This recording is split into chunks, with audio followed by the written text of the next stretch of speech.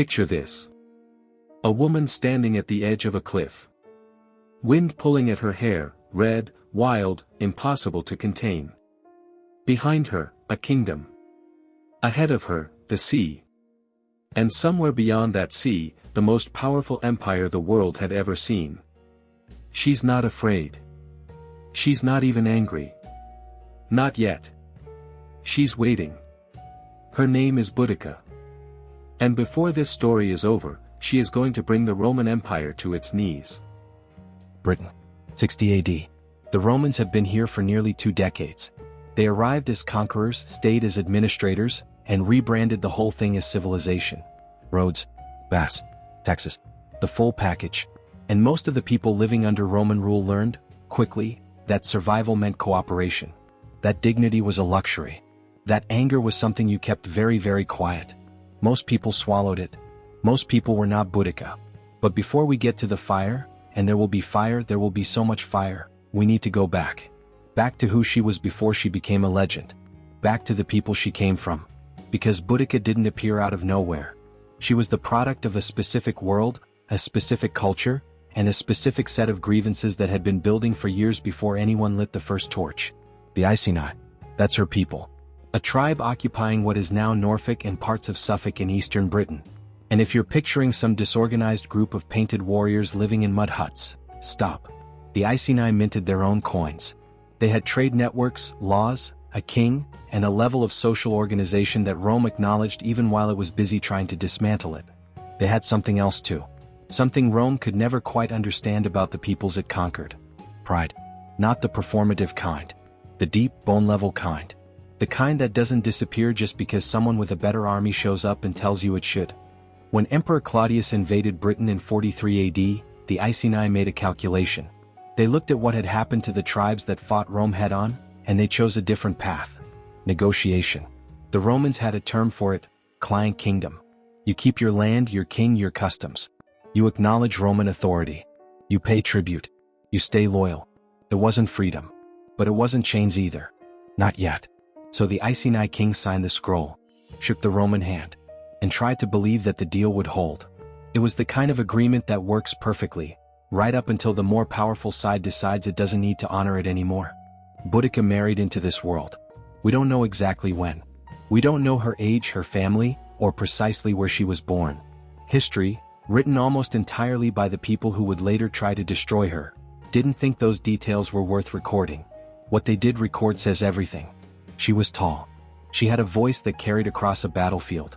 Roman historians describe her with this tone of reluctant, almost uncomfortable admiration, like men who wanted to diminish her and kept finding they couldn't quite manage it. A mass of red hair past her waist, eyes that made people pay attention whether they wanted to or not. Her husband was King Prasutagus, a pragmatist, a man who understood the political reality of his position and worked within it, carefully, patiently, always trying to protect his people through diplomacy rather than force. And Boudica stood beside him, built a life with him, raised their 2 daughters in a kingdom that balanced on a knife's edge between dignity and occupation. It wasn't glamorous. Every day brought new Roman demands. More taxes. More soldiers patrolling land that belonged to the Iceni. More small humiliations that added up year after year, into something enormous and unspoken. One evening, after a particularly brutal round of demands from the Roman administration, Prasutagus came home carrying the weight of it on his face. "The Romans want more grain," said Prasutagus, setting down the Roman document without looking at her. "The new procurator is sending inspectors." "And what did you tell them?" asked Boudica. "What I always tell them," he replied. "That we are loyal. That we comply. And you think that's enough?" Her voice wasn't an accusation. It was something worse. A genuine question. He didn't answer. They both knew it wasn't. But what else could he say? What other move was available to him? "It has to be," he said finally. "For now." Boudica watched the fire. Quiet. Patient. Waiting for something that neither of them could name yet. "For now. Let's talk about what Rome actually looked like on the ground in Britain. Because it's easy to think of the Roman Empire as some grand, abstract force, marble columns and philosophical ideals. That's not what the Iceni experienced. What they experienced was boots in their fields. Tax collectors at their door.